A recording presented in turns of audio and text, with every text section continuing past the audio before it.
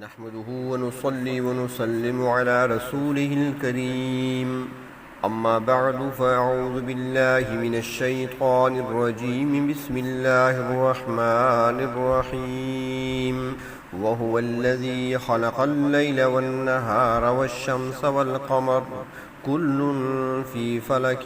يسبحون وما جعلنا لبشر من قبلك الخلد أفإن مت فهم الخالدون كل نفس ذائقة الموت ونبلوكم بالشر والخير فتنة وإلينا ترجعون صدق الله مولانا العظيم اللهم صل على سيدنا محمد وعلى آل سيدنا محمد وبارك وسلم۔ آج کے درس میں سورۃ انبیاء کی آیت نمبر 33 تا آیت نمبر 36۔ آج کے درس میں اللہ رب العزت نے آسمان اور زمین کے درمیان پیدا کیے گئے بعض نشانات قدرت کا ذکر فرمایا ہے۔ ارشاد فرمایا وَهُوَ الَّذِي خَلَقَ اللَّيْلَ وَالنَّهَارَ، اللہ کی ذات وہی ہے جس نے رات اور دن کو پیدا کیا، والشمس والقمر، اور سورج اور چاند کو بھی پیدا فرمایا ہے۔ اللہ تبارک و تعالی نے زمین کو نیچے اور آسمان کو اوپر پیدا فرمایا، اور پھر ان دونوں کے درمیان سورج اور چاند کو پیدا کر کے رات اور دن کا نظام قائم فرمایا ہے۔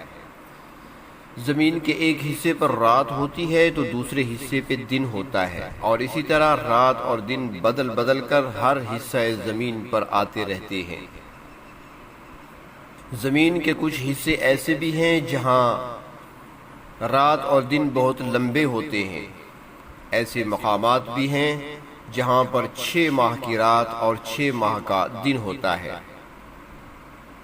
مگر جو عام متمدن دنیا ہے اس میں رات اور دن 24 گھنٹے میں مکمل ہو جاتے ہیں۔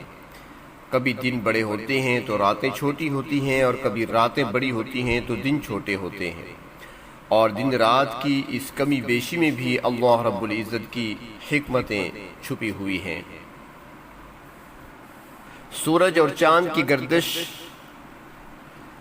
سے موسموں میں تغیر و تبدل پیدا ہوتا ہے، کبھی موسم گرم ہو جاتا ہے تو کبھی سرد، کبھی بہار آتی ہے تو کبھی خزاں، اور یہ سب اللہ رب العزت کی قدرت کے شاہکار اور اللہ رب العزت کی وحدانیت کی دلیل ہے۔ رات اور دن کی حکمت کے متعلق اللہ تبارک و تعالی نے سورۃ انعام میں فرمایا وَجَعَلَ اللَّيْلَ سَكَنًا، اور ہم نے رات کو آرام کے لیے بنایا ہے، اور سورۃ نبا میں دن سے متعلق فرمایا وَجَعَلْنَا النَّهَارَ مَعَاشًا، اور دن کو ذریعہ معاش بنایا ہے۔ دن کے وقت انسان کام کاج میں مصروف رہنے کی وجہ سے تھک جاتے ہیں، تو پھر اللہ رب العزت نے ان کے لیے رات کو بنایا تاکہ اب انہیں آرام کی ضرورت ہے تو آرام کر سکیں، اور آرام کرنے کے بعد انسان تازہ دم ہو کر اگلے دن پھر محنت و مشقت کے لیے تیار ہو جاتا ہے۔ فرمایا والشمس والقمر، ہم نے سورج اور چاند کو بھی اپنی نشانیوں کے طور پر بنایا ہے، ان دونوں کی تخلیق بھی کمال حکمت پر مبنی ہے، اور ان کی گردش سے رات اور دن کا نظام قائم ہے۔ فرمایا کل فی فلک یسبحون، ہر ایک اپنے اپنے دائرے میں تیر رہے ہیں، یعنی سورج اور چاند گردش کر رہے ہیں، اپنے مدار میں تیر رہے ہیں۔ مسئلہ توحید کو دلائل کے ذریعے سے سمجھایا جا رہا ہے کہ ان تمام چیزوں کو اللہ رب العزت نے پیدا فرمایا ہے، مگر یہ ایسے بیوقوف لوگ ہیں جو چاند اور سورج کی پوجا کرتے ہیں، درختوں کی پوجا کرتے ہیں، پتھروں کی پوجا کرتے ہیں، جبکہ ان کے خالق کی پوجا نہیں کرتے۔ اگر ہوش و حواس قائم ہوں اور انسان سوچے کہ چاند، سورج، ستارے تو انسان سے زیادہ بے بس اور مجبور ہیں، جتنے اختیارات اللہ رب العزت نے انسان کو دیے ہیں وہ تو ان میں سے کسی کو بھی حاصل نہیں ہیں۔ اللہ رب العزت نے انسان کو اختیار دیا ہے بیٹھنے کا، اٹھنے کا، جب جی چاہتا ہے اٹھ بیٹھتا ہے، جب جی چاہتا ہے لیٹ جاتا ہے۔ اللہ رب العزت نے اختیار دیا ہے آہستہ چلنے کا، تیز چلنے کا، آگے جانے کا، پیچھے مڑ جانے کا، دائیں طرف چلنے کا، بائیں طرف مڑنے کا اختیار یہ انسان کو اللہ رب العزت نے عطا فرمایا ہے۔ چاند سورج کو تو ان میں سے کوئی بھی اختیار حاصل نہیں ہے کہ وہ آہستہ چلیں یا تیز چلیں یا دائیں بائیں مڑ سکیں، نہ ستاروں کو یہ اختیار حاصل ہے۔ اس چھوٹے سے قد والے انسان کو بڑے اختیارات دیے گئے ہیں۔ کیا کیا تکلفات ہیں اس مشت غبار میں۔ تو پھر یہ انسان کتنا بیوقوف بنتا ہے کہ اتنے اختیار والا ہو کر جھکتا ان کے سامنے ہے جن کے پاس کچھ بھی اختیار نہیں ہے۔ چمک دمک کو دیکھ کر حماقت کا شکار ہو جانے کا واقعہ قرآن حکیم میں بیان کیا گیا ہے کہ چاند سورج کی پوجا کرنے والی ایک ملک کی ملکہ سبا جب وہ آ رہی تھی حضرت سلیمان علیہ السلام کی طرف، تو حضرت سلیمان علیہ السلام نے محل کے صحن میں ایسے انداز سے شیشہ لگوایا کہ وہ پانی محسوس ہوتا تھا۔ جب وہ محل میں داخل ہونے کے لیے چلی اور دیکھا سامنے تو اس کو پانی نظر آیا، تو اس نے ٹانگوں سے کپڑا اونچا کر لیا، اپنی پنڈلیوں سے کپڑا اونچا کر لیا، کیونکہ پانی سے گزرنا ہے، کہیں میرا لباس میرے کپڑے بھیگ نہ جائیں۔ سورۃ نمل میں اللہ رب العزت نے اسے بیان فرمایا، قیل لہا ادخلی الصرح، کہا گیا اس عورت سے داخل ہو جا محل میں۔ فلما رأته حسبته لجا، جب دیکھا اس کو تو گمان کیا کہ اس کو پانی کی موج، کہ یہاں پر تو پانی ہے، یہ تو پانی کی موجیں ہیں، ان کو پار کر کے ہی جانا ہوگا حضرت سلیمان علیہ السلام تک۔ تو فرمایا وَكَشَفَتْ عَنْ سَاقَيْهَا، اس نے اپنی پنڈلیوں سے کپڑا اٹھایا، تو حضرت سلیمان علیہ السلام نے فرمایا صرح ممرد من خواریر، یہ ایک محل ہے جس میں شیشے جڑے ہوئے ہیں۔ اس سے حضرت سلیمان علیہ السلام اس کو بتانا چاہتے تھے کہ تمہاری عقل اتنی ہے کہ تم یہ بھی نہیں سمجھ سکتی کہ یہ شیشہ ہے یا پانی ہے، پانی سمجھ کر تم نے اپنی پنڈلیاں ننگی کر لی ہیں، شیشے کی چمک دمک کو تو نے پانی سمجھ لیا ہے، اور سورج کی چمک دمک کو دیکھ کر تم اس کو الہ بناتی رہی۔ حضرت سلیمان علیہ السلام نے اس کو اس کے عقل کی خامی بتائی۔ کفار و مشرکین نبی اکرم صلی اللہ علیہ وسلم کی رسالت پر مختلف طریقوں سے اعتراض کرتے تھے۔ بعض یہ بھی کہتے تھے کہ اگر یہ اللہ کے نبی ہیں تو پھر ان پر موت طاری نہیں ہونی چاہیے۔ یہاں اللہ رب العزت نے اس بےہودہ اعتراض کا جواب دیتے ہوئے ارشاد فرمایا وَمَا جَعَلْنَا لِبَشَرٍ مِّن قَبْلِكَ الْخُلْدَ، آپ سے پہلے ہم نے کسی انسان کے لیے اس دنیا میں ہمیشہ کی زندگی نہیں رکھی۔ نبی ہو یا غیر نبی، ہر ایک نے اس دنیا میں اپنا وقت مقررہ پورا کرنا ہے اور اس کے بعد اگلے جہاں کی طرف منتقل ہونا ہے۔ اس دنیا میں کسی کو بھی ہمیشہ نہیں رہنا۔ فرمایا اے پیغمبر صلی اللہ علیہ وسلم أَفَإِن مِتَّ فَهُمُ الْخَالِدُونَ، اگر آپ اس دنیا سے رخصت ہو گئے تو کیا یہ لوگ ہمیشہ یہیں رہیں گے؟ آپ سے پہلے جتنے نبی اور جتنے رسول گزرے ہیں سب اللہ کی طرف واپس چلے گئے ہیں۔ جس طرح ان کے آباء و اجداد باقی نہیں رہے، یہ لوگ بھی ضرور موت سے ہمکنار ہوں گے۔ ان کو دنیا میں دوام حاصل نہیں ہے۔ اور کافر و مشرک یہ بھی کہتے تھے کہ اسلام کا مشن نبی اکرم صلی اللہ علیہ وسلم کی حیات طیبہ تک ہی چلے گا، اس کے بعد خود بخود ختم ہو جائے گا۔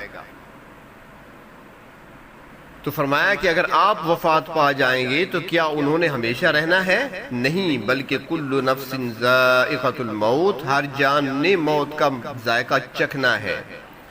موت سے کسی کو بھی فرار حاصل نہیں ہے۔ اس آیت کو دلیل بنا کر پیش کرتے ہیں مرزائی لوگ، اور وہ کہتے ہیں کہ عیسیٰ علیہ السلام وفات پا گئے ہیں، کیونکہ پروردگار عالم فرماتے ہیں کہ اے میرے پیغمبر صلی اللہ علیہ وسلم، ہم نے آپ سے پہلے کسی انسان کے لیے ہمیشگی نہیں بنائی، تو لہٰذا حضرت عیسیٰ علیہ السلام کی بھی وفات ہو چکی ہے۔ حالانکہ یہ استدلال کرنا صحیح نہیں ہے، کیونکہ کوئی بھی مسلمان اس بات کا قائل نہیں ہے کہ حضرت عیسیٰ علیہ السلام کو ہمیشگی حاصل ہے اور ان پر موت نہیں آئے گی، بلکہ مسلمانوں کا نظریہ یہ ہے کہ حضرت عیسیٰ علیہ السلام آسمانوں سے نازل ہوں گے، یہاں پر وہ خلافت سنبھالیں گے، اس کے بعد جتنا عرصہ پروردگار عالم چاہیں گے وہ زمین پر رہیں گے، اس کے بعد ان کی وفات ہوگی اور پھر روضہ مبارکہ میں مدینہ منورہ میں ان کو دفن کیا جائے گا۔ ہمیشگی کسی کے لیے نہیں ہے۔ شیطان کے بارے میں ذرا دیکھیں کہ ہزارہا سال سے زندہ چلا رہا ہے۔ جنات کی تخلیق حضرت آدم علیہ السلام سے 2000 سال پہلے ہوئی ہے، اور مورخین کے قول کے مطابق حضرت آدم علیہ السلام کی تخلیق کو 7000 سال سے کچھ زائد ہو چکے ہیں۔ اب 7000 سال کے قریب حضرت آدم علیہ السلام کو ہوئے، 2000 سال پہلے کے جنات پیدا ہوئے تو 9000 سال بنتے ہیں۔ تو اب دیکھ لیں کہ شیطان 9000 سال سے زندہ ہے، لیکن وہ ہمیشہ وہ بھی نہیں رہے گا، اپنے وقت پر وہ بھی مرے گا۔ اور فرشتوں کی تخلیق شیطان سے بھی پہلے کی ہے، یعنی جنات سے بھی پہلے، مگر فرشتوں پر بھی موت آئے گی، یہاں تک کہ انسانوں کی جان نکالنے والا فرشتہ وہ بھی نہیں بچے گا، بقا اس کے لیے بھی نہیں ہے، سب کچھ ختم ہونے والا ہے۔ وَيَبْقَى وَجْهُ رَبِّكَ ذُو الْجَلَالِ وَالْإِكْرَامِ، اللہ رب العزت کی ذات باقی ہے، باقی سب فنا ہونے والے ہیں۔ تو فرمایا کہ وَنَبْلُوكُمْ بِالشَّرِّ وَالْخَيْرِ فِتْنَةً، ہم تمہیں آزماتے ہیں برائی اور بھلائی کے ساتھ، یعنی ہر حالت میں آزمائش کرتے ہیں، کبھی سختی کی حالت میں اور کبھی نرمی کی صورت میں، کبھی تنگی کی حالت میں اور کبھی فراخی کی حالت میں، کبھی بیماری دے کر اور کبھی تندرستی دے کر، کبھی محتاجی دے کر اور کبھی دولت دے کر آزماتے ہیں کہ انسان کا پتہ چلے کھوٹا کون ہے اور کھرا کون ہے، شکر ادا کرنے والا کون ہے اور کفران نعمت کرنے والا کون ہے، ہمارے دیے ہوئے مال کو ہماری رضا پر خرچ کون کرتا ہے اور ہماری نافرمانی کے کاموں میں کون خرچ کرتا ہے۔ تو آزمائش ہوتی ہے، کسی کو دے کر آزمایا جاتا ہے اور کسی سے لے کر اسے آزمایا جاتا ہے۔ اور فرمایا کہ کفار و مشرکین کا حال تو یہ ہے، وَإِذَا رَآكَ الَّذِينَ كَفَرُوا، جب کافر لوگ آپ کو دیکھتے ہیں، إِن يَتَّخِذُونَكَ إِلَّا هُزُوًا، تو آپ کے ساتھ ٹھٹھا کرتے ہیں، مذاق اڑاتے ہیں۔ دوسرے مقام پر یہ بات آئی ہے کہ دولت مند لوگ اور جن کے پاس مال و دولت تھی، وہ کافر غریب مسلمانوں کو جاتا دیکھتے تو مذاق کیا کرتے تھے اور آپس میں کہتے تھے دیکھو تو صحیح ذرا ان کے ذرا لباس کو دیکھو، پھٹا پرانا لباس ہے، بال پرا گندہ ہیں، نہ ان کے پاس رہنے کو اچھا مکان ہے، نہ ان کو کھانے کی روٹی میسر ہے، نہ ان کے پاس سفر کرنے کے لیے سواری ہے، مگر یہ جنت کے مالک بنے پھرتے ہیں اور حوروں کے خاوند ہیں۔ اہل ایمان پر آوازیں کستے تھے اور اس قسم کا مذاق اڑایا کرتے تھے۔ سورۃ مطففین میں فرمایا وَإِذَا مَرُّوا بِهِمْ يَتَغَامَزُونَ، جب پاس سے گزرتے تو اشارے کرتے تھے۔ حضور اکرم صلی اللہ علیہ وسلم کے متعلق بھی اسی قسم کی باتیں کرتے تھے کہ نہ ان کے پاس مال و دولت ہے، نہ ان کے پاس باغات ہیں، نہ ان کے پاس بنگلہ کوٹھی ہے، نہ نوکر چاکر ہیں، مگر نبوت کے دعوے دار ہیں۔ تو اس طرح کافر لوگ آپ صلی اللہ علیہ وسلم اور آپ کے ساتھیوں کے ساتھ تمسخر کرتے تھے اور وہ کہتے تھے اَهَذَا الَّذِي يَذْكُرُ آلِهَتَكُمْ، کیا یہی وہ ہیں جو تمہارے معبودوں کا ذکر کرتے ہیں اور ان کو برا بھلا کہتے ہیں، گویا تمہارے معبودوں کا حقارت کے ساتھ تذکرہ کرتے ہیں۔ فرمایا وَهُمْ بِذِكْرِ الرَّحْمَنِ هُمْ كَافِرُونَ، اور ان کی اپنی حالت یہ ہے کہ خدائے رحمان کے ذکر کا انکار کرتے ہیں، یعنی اللہ کی توحید کو تسلیم کرنے کے لیے تیار نہیں ہوتے، اور حقیقت میں افسوسناک حالت تو ان کی اپنی ہے، مگر یہ الٹا اللہ کے نبی کے ساتھ استہزاء کرتے ہیں۔ انسان کی عادت ہے کہ اسے اپنا عیب نظر نہیں آتا اور دوسروں کی طرف دھیان کرتا ہے۔ یہاں بھی بتایا گیا کہ استہزاء کے مستحق اگر ہیں تو وہ لوگ ہیں جو نہایت مہربان اللہ کے تذکرے کا انکار کرتے ہیں، اللہ کے پاک نام سے چھڑتے ہیں، جبکہ ہمارے پیغمبر ان کے معبودوں کا پول کھولتے ہیں تو وہ ایک بے حقیقت چیز کی حقیقت کو کھولتے ہیں، جبکہ وہ خود ایک ایسی ہستی کا انکار کرتے ہیں جس سے بڑی کوئی حقیقت نہیں ہے۔ یہ تو اللہ رب العزت چونکہ نہایت مہربان ہیں اس لیے گرفت سے بچے ہوئے ہیں، ورنہ وہ اس لائق ہیں کہ فوراً ان کی گردن ناپ دی جائے۔ اللہ تبارک و تعالی